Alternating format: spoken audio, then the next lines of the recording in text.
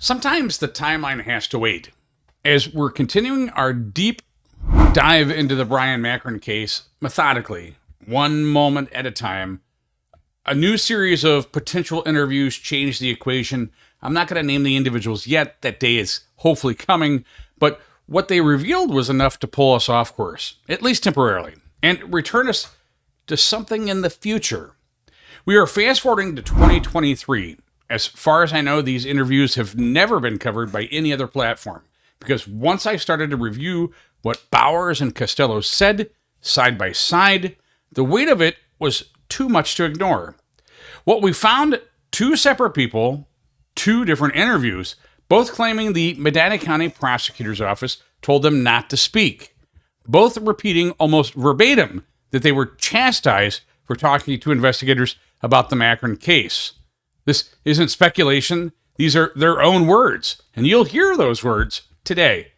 So, yes, we're breaking the timeline, but for a good reason. What comes next will raise serious questions about who was really controlling the flow of information in this case and why.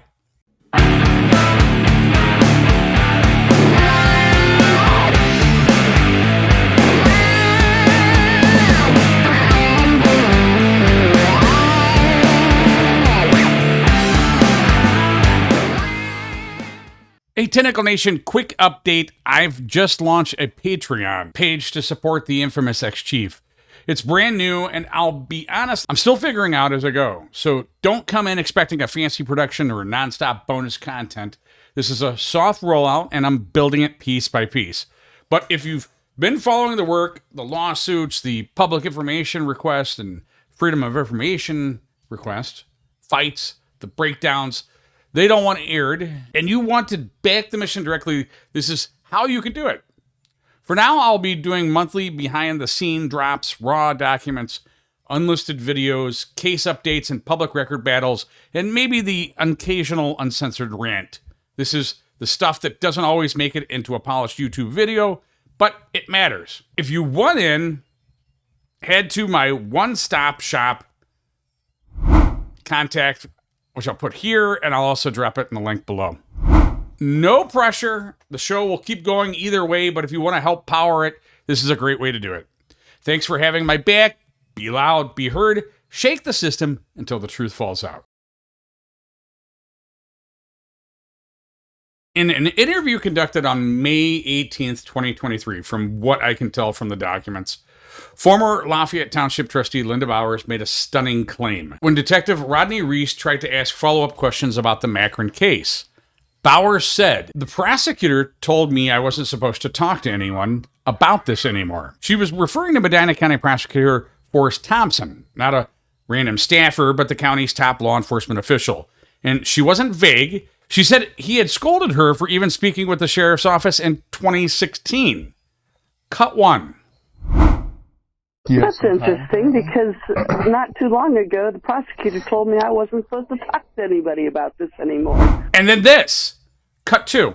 Now, I am going to send a letter to the prosecutor and tell him that, contrary to what he has told me to do, that I have had a conversation with you. This isn't some hearsay or secondhand claim. This is Lynda Bowers on tape stating that the prosecutor told her not to speak, and that she felt the need to notify him of that. Ask yourself, why would a prosecutor want to silence a public official from discussing a suspicious death? If there was truly nothing to hide, why the warning?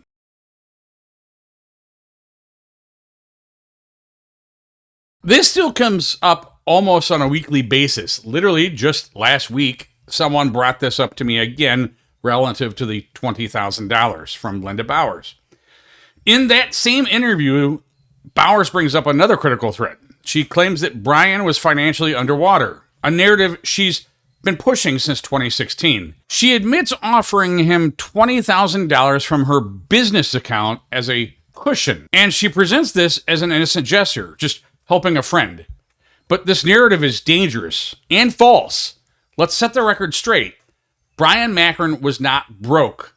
His financial statements show routine purchases and consistent returns.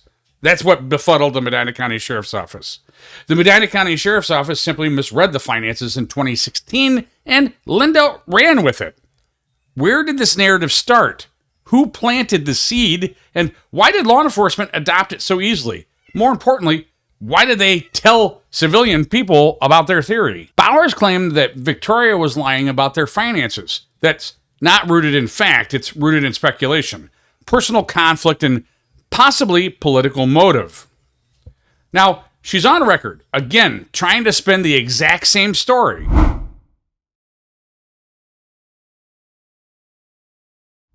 Here's the thing with Lynda Bowers. Almost every person I talk to describes her the same way, using the very first word that I'm going to use.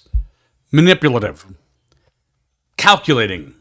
Always in control. On average, I get 2 to 3 calls a week about her. And not from fringe players, from people involved, people with firsthand knowledge, people who have lived in Lafayette Township for years, people who worked with her, against her, or around her.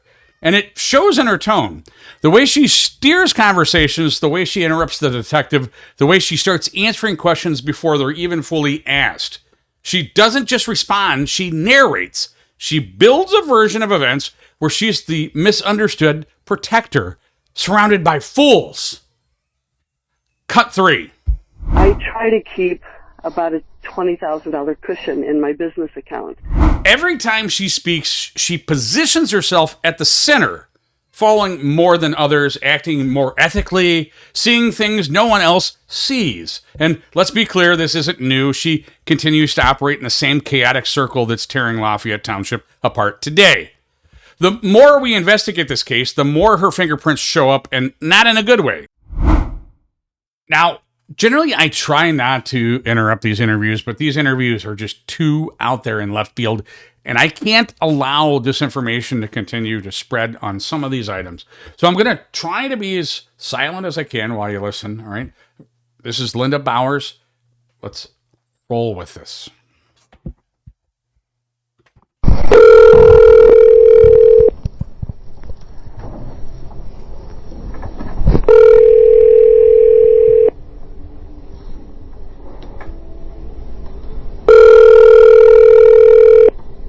This is Lynda. Can I help you? Hi, Lynda. This is Detective Reese with the Medina County Sheriff's Office. How are you? I'm good. What can I do for you? So the reason I'm calling is we have to do a follow-up on everything that was discussed back in 2016 with the disappearance and death of Brian Macron. That's interesting because not too long ago the prosecutor told me I wasn't supposed to talk to anybody about this anymore. Which prosecutor was that? Forrest Thompson. In fact, he scolded me for allowing myself to be interviewed the first time by the Sheriff's Department. All right, I know we've talked about it.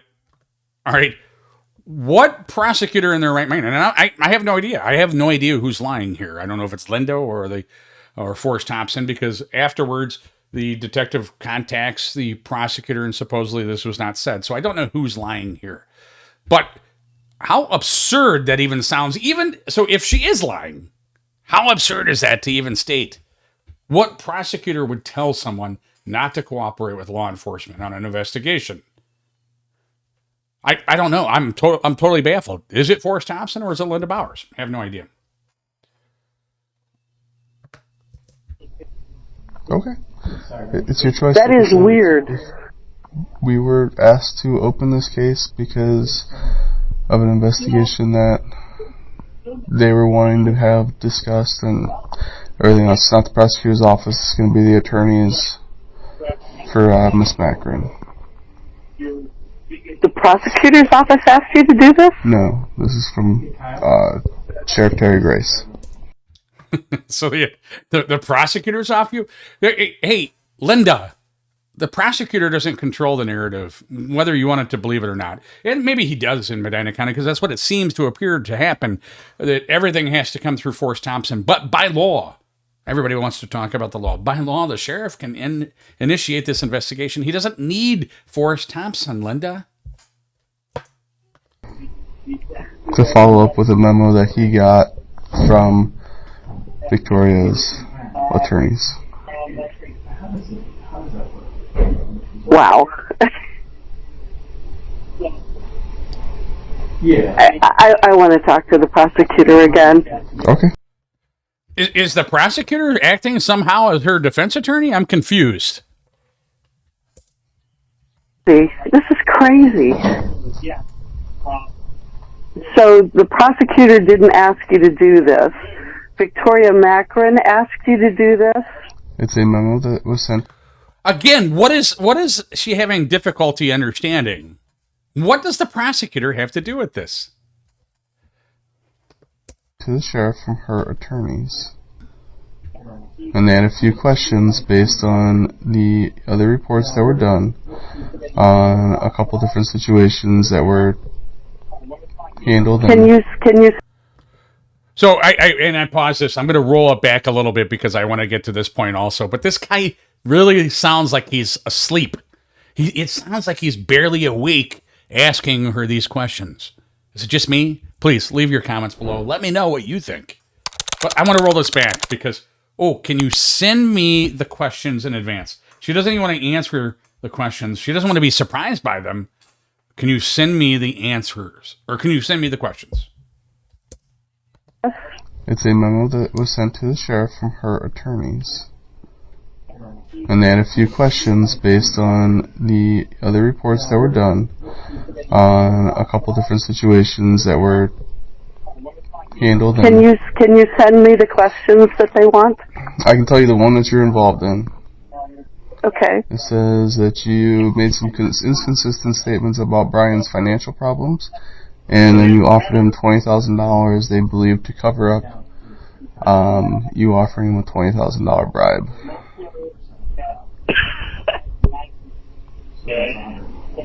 Well, I don't think that I really can't recall completely, but I don't think that came up in the first interview with the sheriff's department. But I'm pretty certain it did. Either that or the BCI interview. You've talked about it before, Lynda.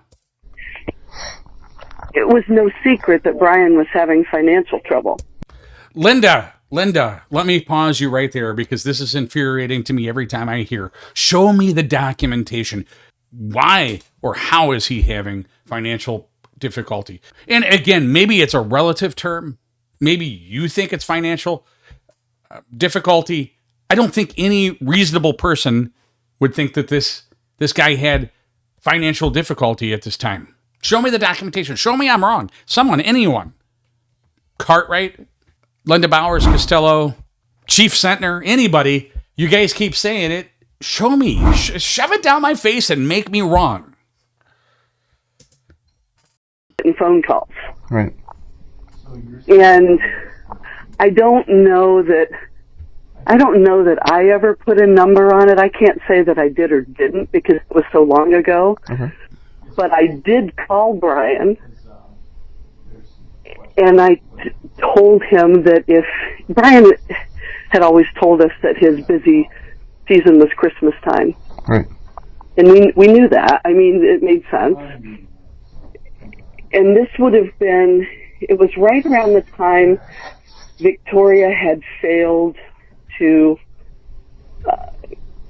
apply for a job that I had told Brian was available. Brian had asked me to, if I knew of any jobs available, to let him know and to let her know. And Peggy Folk had just left the county. So that would have put it right around May of 2016. Okay. And Brian was getting the phone calls then. Right. And I told him about that job. Well, Victoria didn't apply for it.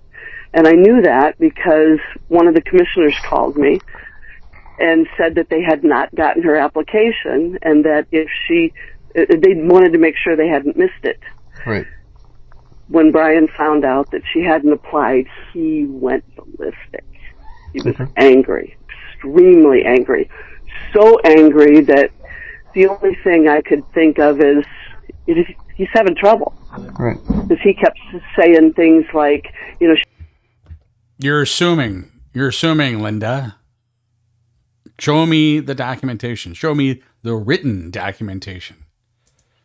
At the family first, and she said I think the reason that she didn't apply was she was I think it was Terry Grice's kids that she was babysitting. Okay. And said that job would have started a week or two before she had said she would continue to watch their kids, and that's why she didn't apply for it. Okay. So I did. I called Brian, and I said, look, and I think what I told him was, I try to keep about a $20,000 cushion in my business. That $20,000 just keeps coming up and up. She tries to keep $20,000 cushion. Account. Emergencies, and I've never had to use it. And if you need something, just let me know. If you need something to get you through until Christmas, just let me know. Now, the interesting thing is I've had multiple people, a lot of people, tell me that she has lied to them and told them that she lent Brian Macron the $20,000. Here in this interview, she states that she did not, and that's why I felt also I wanted to make certain this is highlighted so that those people that have spoken with me can hear it right out of her mouth. She never did. No. Okay. He said that he had, I think he said that he had done some weddings.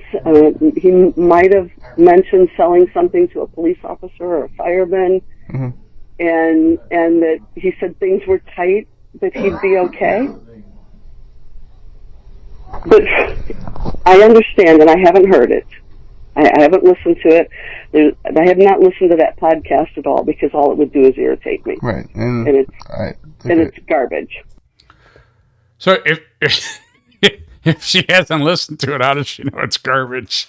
I'm just asking the question.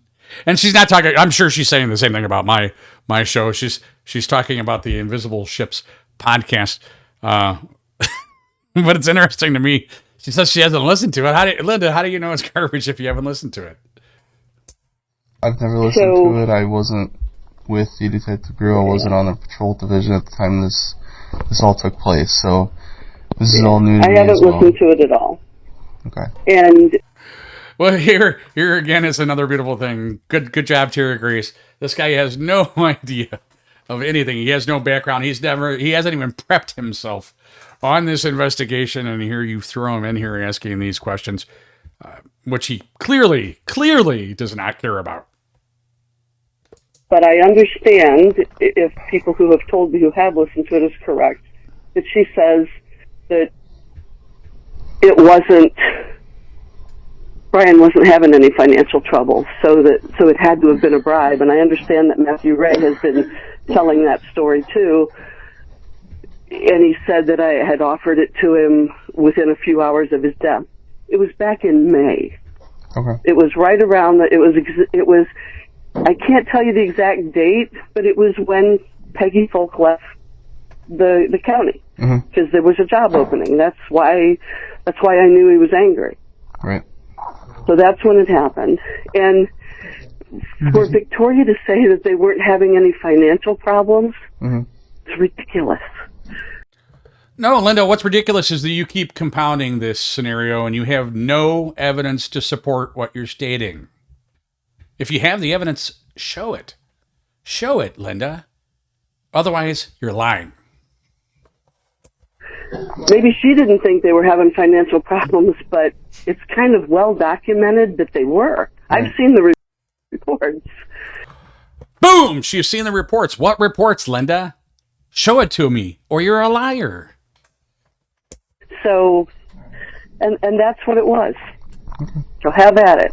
Now, I am going to send a letter to the prosecutor and tell him that, contrary to what he has told me to do, that I have had a conversation with you, and this is what it's about, and it's the same thing I've said before. Right. So, okay. Alrighty. That's amazing.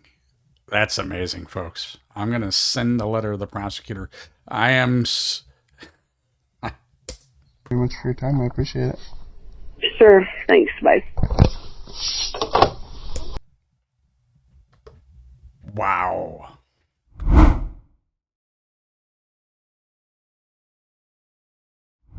Now, let's talk about Michael Costello. Different interview, different personality, same bizarre claim. In his May 2023 follow-up, Costello tells Detective Reese, the last time I met with the prosecutor, he basically chastised me for answering any law enforcement questions. Cut 4. You know, the last time I met with the prosecutor, he basically chastised me for answering any law enforcement questions during any of this. Same script, same pressure, same prosecutor, Forrest Thompson. It's not subtle. He says he was told not to speak, and that it came after repeated online attacks by Victoria Macron and her cronies, as he puts it. But more importantly, and this can't be ignored, he explicitly refers to the detective back to prior interviews. This question has been asked and answered in previous interviews. He's talking about a call with someone named Faith, but guess what?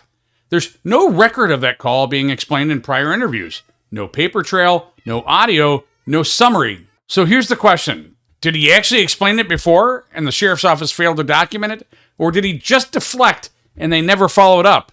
Either way, it's another example of what we've seen again and again in this case. Sloppy, inconsistent, or non-existent documentation from the very people tasked with finding the truth.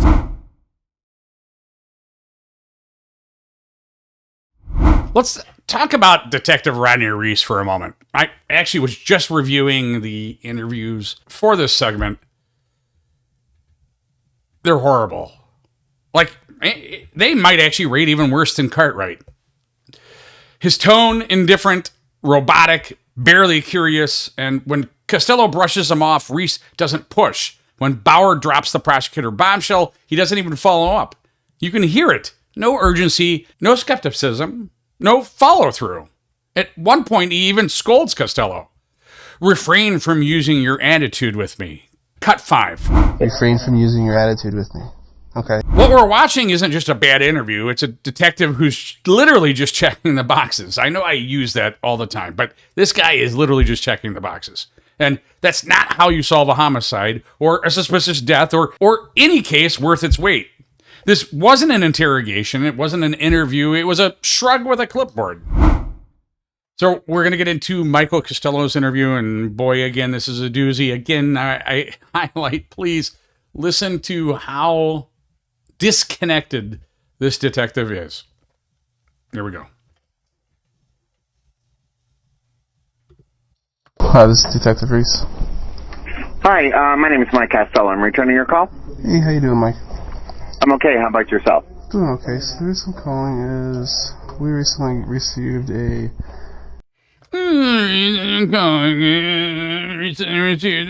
I'm sorry. All right. This is just horrible. Horrible. memo from Victoria Macron and her attorneys. And there were some questions that they wanted us to follow up on. Do you have a few minutes to talk? I do. Okay. Let me find the case. Well, I'm just kind of confused why you guys are even capitulating to these two clowns 6.5 years after this incident. I mean, this case is closed to my understanding, correct? Wow. Talking, this reminds me of a lot of things that I see on social media, the attacks that go on to Victoria Macron, the widow. Can you imagine anyone talking to someone like that or talking about someone like that? That's just, wow. I am doing what I was told to do. Up there. And if I'm told by the sheriff, hey, you need to follow up with this, then that's what I'm going to do. All right, fair enough. One of them was being your Star 67 phone call to Tracy Eisenberg. I don't know that name. I've never heard that name in my life. I don't believe that's actual factual information. Nope, never heard that name either. Conversation I just had with Captain Ross was she had called you after I'd made multiple attempts to contact her, and then you called the sheriff after that. That's very interesting. The wrong name. It's not Tracy any. So give it to us. Correct, Faith? I do know a Faith. And last per either Rosenberg, or Eckstein? This question has been asked and answered in previous interviews, so Mike. I am not giving any more explanation to this. What kind of answer is that? I just got to ask. Seriously. I understand your frustrations. I get it. I am doing what I was asked to do. So I if you understand. could, refrain from using your attitude with me. Okay? I'm not the same person that's done this before. I haven't done this at all before. I'm just doing what I was asked to do. And I've been asked this question before, and I've answered it multiple times before. You can go back and take a look through those interviews and get your information. But where? Where are the interviews, Michael? You always talk about having all of this documentation, just like Lynda. Where? Where are the interviews? If Victoria and her attorney have gone through all this information like they say, they've heard me answer this question multiple times. How have they heard you answer it? It's not there. Just okay. Okay. You know, the last time I met with the prosecutor, he basically chastised me for answering any law enforcement questions during any of this. There's a Facebook page where Mrs. Macron and her cronies bash me on nearly a daily basis. And I find it interesting that they now want me to answer questions to them. And no matter what I say, it gets turned and spun against me. And I'm made to be look like a fool all over the internet. So I haven't heard you or seen you answer any question, Michael Costello. Maybe that's why you're getting bashed. With them. Okay. I understand that. I get it. Are there any other questions for me? The only other one was you're going out with Ryan Whistle after your movie theater visit with Ryan. I did what after we went to the movie? Supposedly after you left the movie theater, you told investigators that you had gone home and instead you were at the Village Inn with Ryan Whistle, having drinks there. I would challenge you to find that in any of the investigation information because I don't know the name Brian Whistle. Ryan? Ryan, don't know who that person is. He said he was. Really? Because look here. At the time. No such person has ever been on Lafayette Fire. That's not true. And I did not go to the Village Inn that evening. Okay. Alrighty. I believe that would be the last one that I have for you. Okay, thank you. Thank you.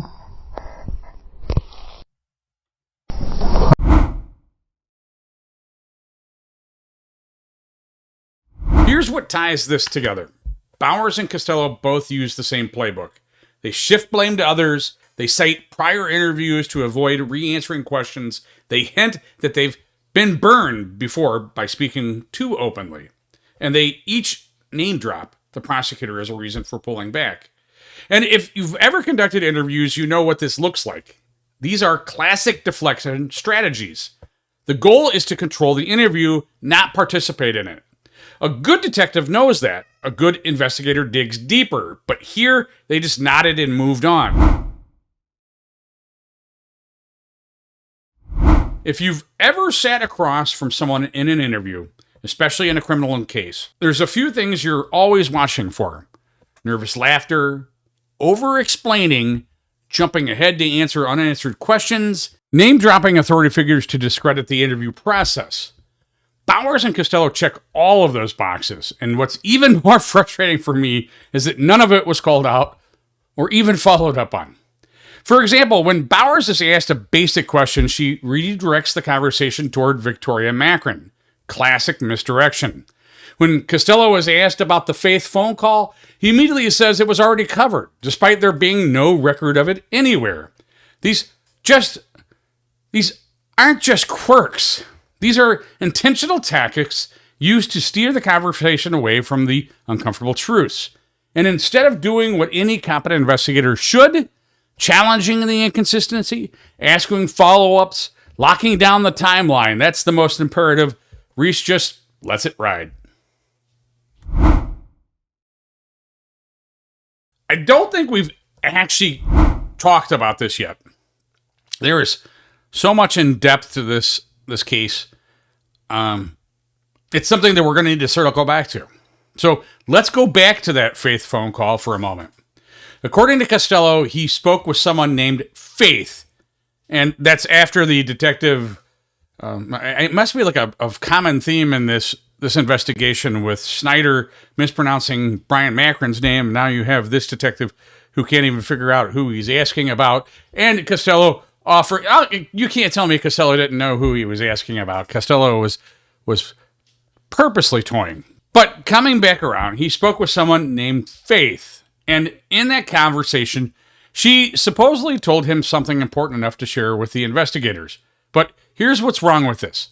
There's no record of the phone call's content ever being documented. No memo, no audio, no type summary, nothing. Costello tells Reese to check the other interview, but no such explanation exists. Doesn't even say what interview he's talking about. Reese doesn't even press for a simple answer. What was the call about? And finally, Faith never returned the deputy's call. So we're left with a black hole. Either Costello never told him what it was about, or he did, and the sheriff's office failed to document it. Both options are embarrassing. One is obstruction, the other is complete incompetence.